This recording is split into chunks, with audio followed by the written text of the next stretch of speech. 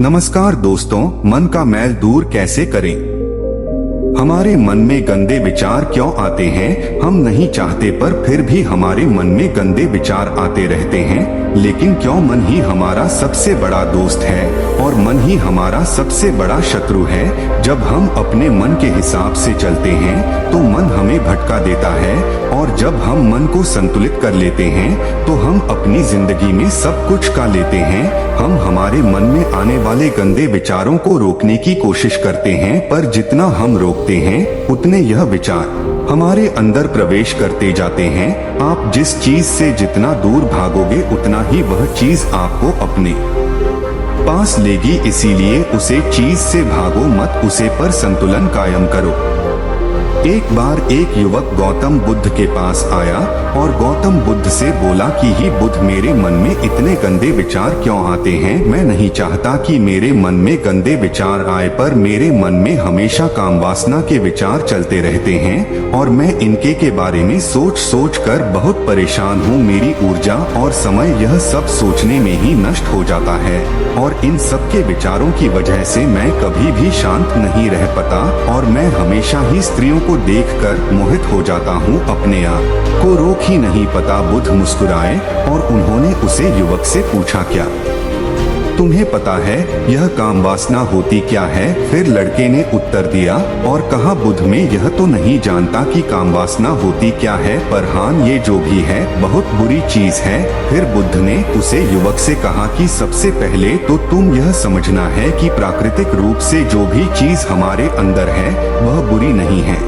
हमारे जीवन में उसकी कुछ ना कुछ जरूरत है। वासना कोई बुरी बात नहीं है, यह तो हमारे मन की एक भावना है जो हमें किसी ना किसी चीज की कमी का एहसास करवाती है, और फिर हम उसे चीज को पाने के लिए उसे चीज की तरफ आकर्षित हो जाते हैं। जैसे अगर तुम्हारे पास धन की कमी है तो तुम में धन पाने की वासना उत्पन्न हो जाएगी। तो वासना कुछ और नहीं, बस एक प्रकार की कमी है जो कि एक प्रकार की जरूरत का एहसास है, और जब ये जरूरत शारीरिक हो तो हम इसे काम वासना का देते हैं। युवक ने गौतम बुद्ध को कहा कि बुद्ध, मुझे काम वासना का मतलब तो समझ में आ गया, पर आप मुझे यह बताइए कि यह हाथी कहाँ से है, कैसे आती है?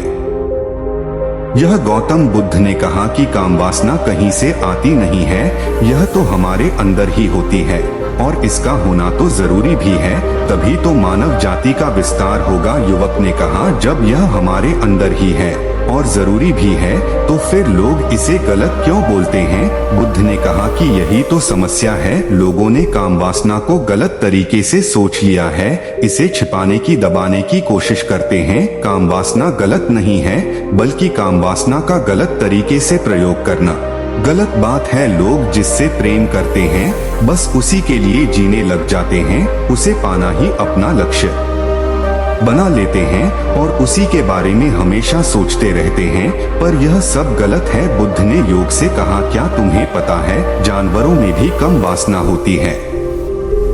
युवक ने उत्तर दिया, हाँ बुद्ध, जानवरों में भी काम वासना होती है, क्योंकि जानवर भी तो आखिर अपनी पीढ़ी को आगे बढ़ाएंगे। बुद्ध ने कहा, तो फिर हम जानवरों की काम वासना को गलत क्यों नहीं कहते? युवक ने कहा, मुझे नहीं पता महात्मा, आप ही मुझे बताइए। गौतम बुद्ध ने कहा कि जानवर अपनी काम वासना का प्रयोग आनंद प्राप्ति के लिए नहीं करते, वह तो सिर्फ संतान उत्पन्न करने के लिए काम वासना का उपयोग करते हैं। जानवरों को प्रकृति ने इतनी समझ नहीं दी कि वह काम वासना को अपने सुख का आधार बना सके, जबकि मनुष्य अपनी समझ के बलबूते पर प्रकृति में पाई जाने वाली प्रत्येक वस्तु को अपने सुख के लिए अपने प्रयोग करता है।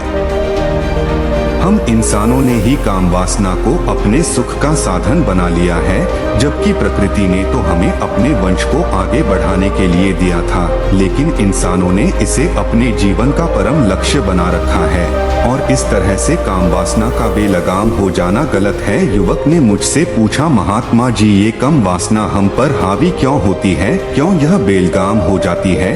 तब गौतम बुद्ध ने कहा कि सुनो, अब जो मैं तुम्हें बताऊंगा उसे तुम ध्यान पूर्वक सुनना। काम वासना का सारा खेल तुम्हें समझ ए जाएगा, तुम्हें तुम्हारे सारे सवालों का जवाब मिल जाएगा, बस तुम्हें ज्ञान से सुनकर समझना है। फिर गौतम बुद्ध युवक को बताना शुरू करते हैं। एक बार की बात है, एक आश्रम में गुरु और उनके शिष्य रहा करते द, जिससे रोजाना आश्रम के बाहर स्थित गांव में दीक्षा लेने के लिए जाते द। उसे आश्रम का एक शिष्य जिस गांव में भिक्षा लेने जाता था, उसे रास्ते में एक नदी पद्धति थी जिससे रोज उसी रास्ते से भिक्षा लेने जाता था।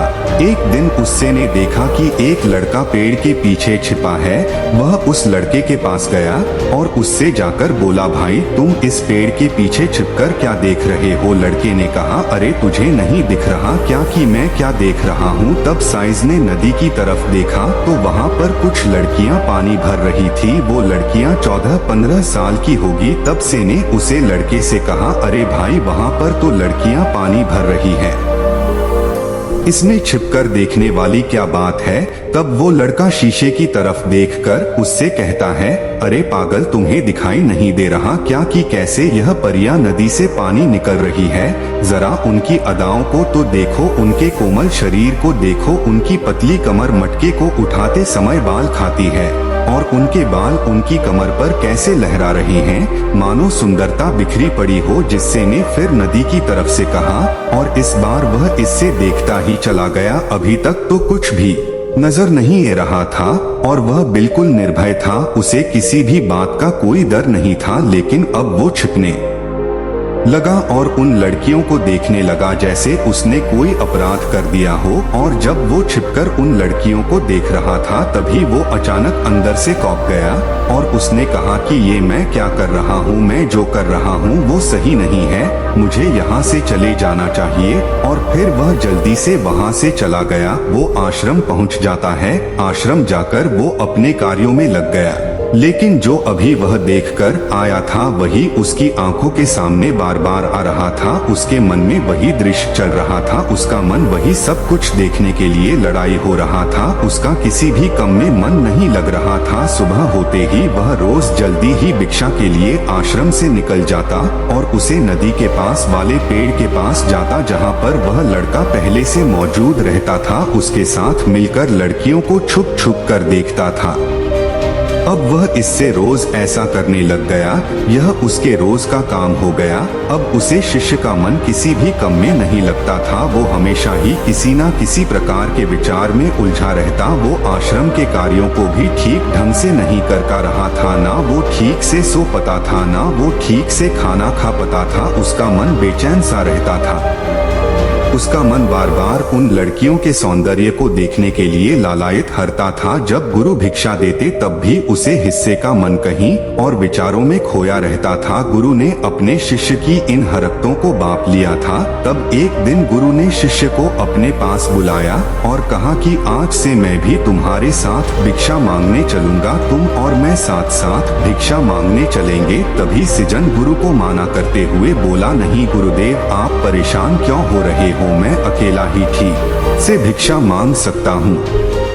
गुरु ने शिष्य से कहा कि ठीक है, तुम अकेले ही भिक्षा मांगने जाओ। जिससे तुरंत वहां से भिक्षा मांगने के लिए निकल गया। हिस्से को जाने के बाद गुरु भी आश्रम से निकल गए और शीशे का पीछा करने लगे कि वो कहाँ जाता है, किस मिलता है।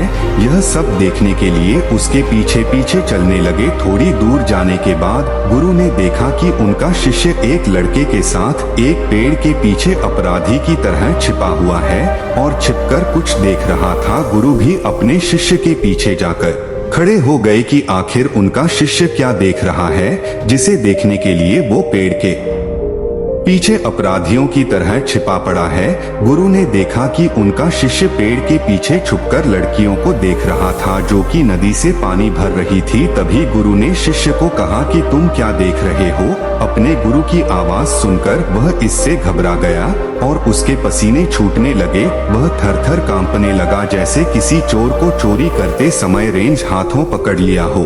उसी से की हालत खराब हो गई। वो कुछ भी नहीं बोल का रहा था। दूसरा का जो शिष्य के साथ था वहां से भाग गया। जिससे घबराया हुआ था उसके मुंह से कुछ टूटे फूटे शब्द ही बाहर निकल रहे। वो अपने गुरु से नजर भी नहीं मिला का रहा था। गुरु ने शिष्य की तरफ देखा और कहा कि मेरा शिष्य तो निर्भय था, उसे तो किसी भी चीज का डर नहीं था।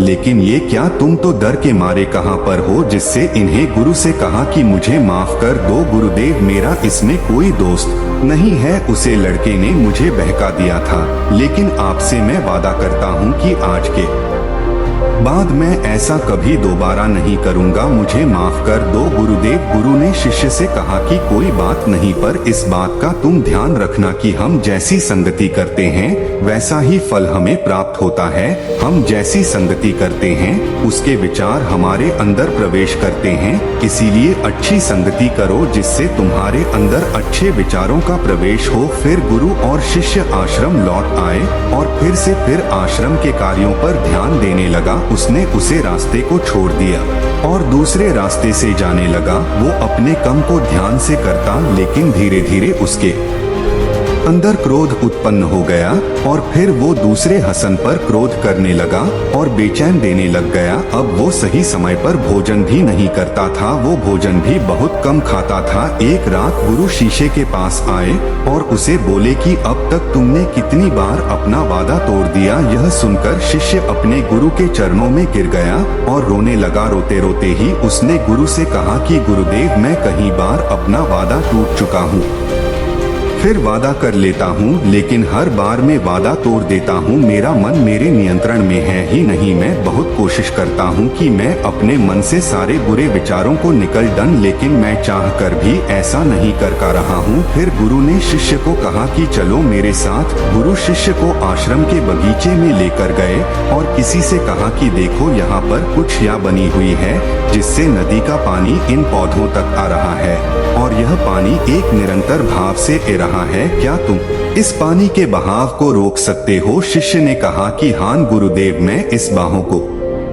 रोक सकता हूँ। फिर शिष्य ने मिट्टी उठाकर उसे नाली में डाल दी। वो पानी थोड़ी देर के लिए रुक गया और फिर थोड़ी देर बाद उसे रेत के ऊपर से पानी आ गया। गुरु ने शिष्य से कहा, अरे ये क्या, ये तो पानी रुका ही नहीं। फिर से ने कुछ कंकर पत्थर उठाकर उसे नाली में डाल दिए और फिर थोड़ी देर के लिए पानी रुक गया, लेकिन फिर थोड़ी देर बाद ही उन कंकड़ पत्थर के ऊपर से पानी निकल आया। फिर गुरु ने कहा कि इससे यह क्या हुआ? पानी तो फिर से आ गया। तुम तो बोल रहे थे कि तुम इसे रोक दोगे। क्या हम किसी काम को रोकना चाहे तो क्या हम उसे रोक नहीं सकते? तब सीसी ने कहा, कोई बात नहीं गुरुदेव, मैं इस पानी को तो आपको रोक के दिखाऊंगा। फिर वह फिर से एक बड़ा सा पत्थर लेकर आया और उसे नाली पर डाल दिया और पानी रुक गया। तब गुरु से कहा कि देखा गुरुदेव, मैंने कहा था ना कि पानी को मैं रोक दूंगा। मैंने पानी को रोक दिखाया, आपकी बात मैंने पूरी कर दी।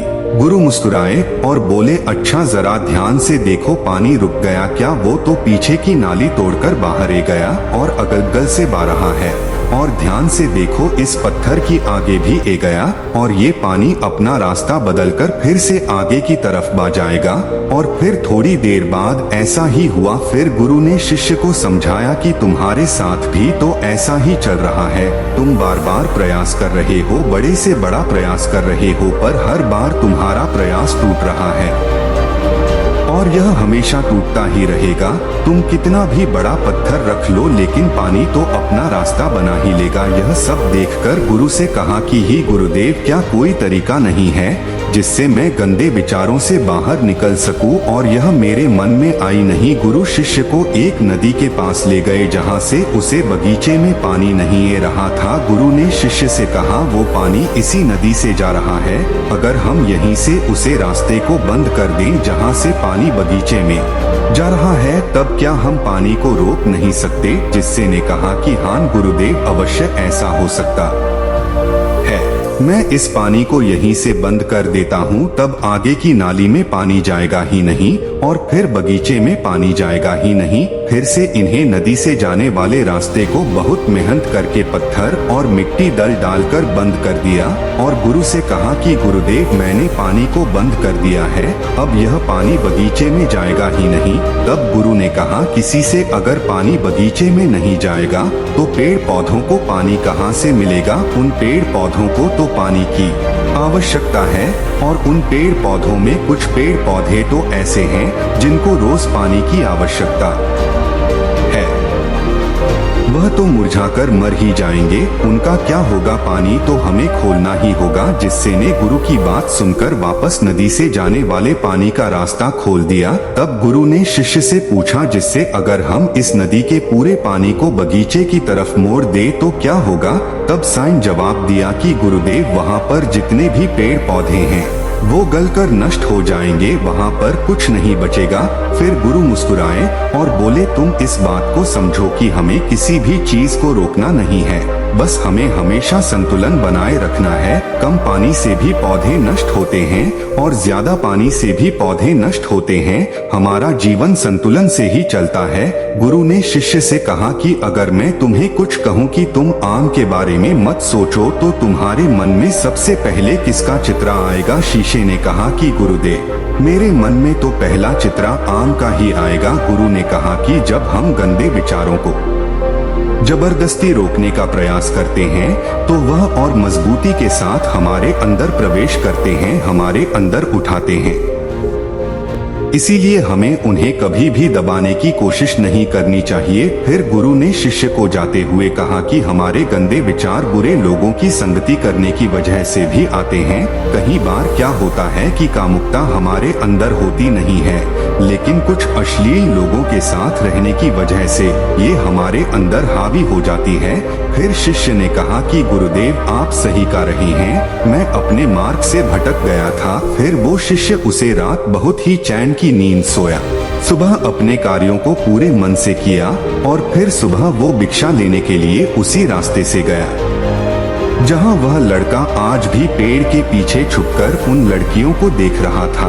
वो शिष्य नदी पर गया जहां वह लड़कियां पानी भर रही थी। उसने उन लड़कियों से पानी मांगा। उन लड़कियों में से एक लड़की ने उसे पानी पिलाया और उसे सन्यासी शिष्य के चरण छुए। शिष्य ने उसे आशीर्वाद दिया कि तुम्हारा कल्याण हो, जिससे का मन सकारात्मक ऊर्जा से भर गया। उसके चेहरे पर मुस्कान आ गई थी, जैसे कि उसे कुछ खोया हुआ वापस मिल गया हो। वह वापस अपने रास्ते से जाने लगा। तभी पीछे से वह लड़का आ गया जो पेड़ के पीछे छुपा हुआ था। वह शीशे के पास आया और बोला कि क्या बात है, आज तो तुमने नजदीक से दर्शन कर लिए, तुम तो मुझसे भी आगे निकले। तब शिष्य ने कहा कि हम हमेशा दूसरे के दर्शन करने में ही व्यस्त रहते हैं, अपने दर्शन कर ही नहीं पाते। तुम कब तक इस पेड़ के पीछे छुपाते रहोगे। किसी को पसंद कर लो, उससे बोल दो। अगर वो भी तुम्हें पसंद करती है तो शादी कर लो और उससे पहले तुम कुछ बन जाओ। अपने आप को पहचान लो, ऐसे अपना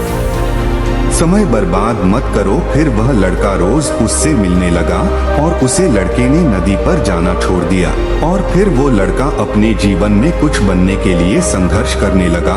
तो तुमने देखा संगति का असर क्या होता है। अपनी संगति बदलो, अपने विचार बदलो। बुद्ध ने युवक से पूछा कि क्या तुम्हें तुम्हारे सारे सवालों का जवाब मिल गया। तब युवक ने कहा कि हाँ महात्मा जी, आपका बहुत बहुत धन्यवाद। तब गौतम बुद्ध ने युवक से कहा कि जब तुम्हारे मन में गंदे विचार आए तब आप अपने आप को दोषी मत मानो। यह शरीर है और यह सब इसने हजारों वर्षों से सिखा है।